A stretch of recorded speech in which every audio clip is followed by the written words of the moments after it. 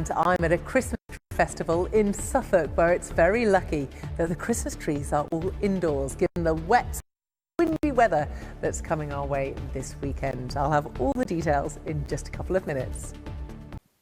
Yes, that's absolutely right. Welcome to the beautiful Church of St Mary's in Cavendish near Sudbury in Suffolk. We are here for their second Christmas tree festival because frankly it is pretty grotty outside, but will it get better for the weekend?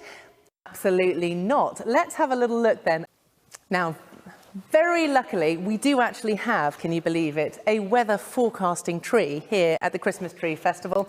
And if I look at the seaweed and everything else, I can tell you that definitely the weather is improving from the middle of next week. Have a lovely weekend. You're speaking my language, Becky. Thank you. So who wants the details then? Well, let's have a look. Pretty easy to remember for this weekend. It's going to be very wet and windy on Saturday. And then on Sunday, it's going to be slightly less wet and windy. So that's quite an easy one. Let's have a look at what's going on. As we look ahead to this evening and overnight, you can see those systems that we identified on that pressure sequence before sweeping in from the west, and that's bringing some fairly substantial rain and also some strong winds as well. As I say, particularly across North Wales and northwest England, you're going to be particularly affected, I think.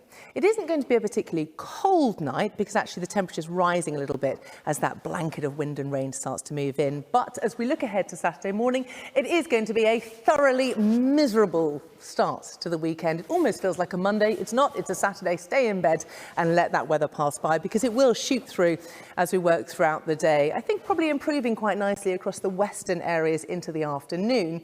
But even so, it's going to remain a fairly windy sort of day. Less cold than recently, but pretty miserable.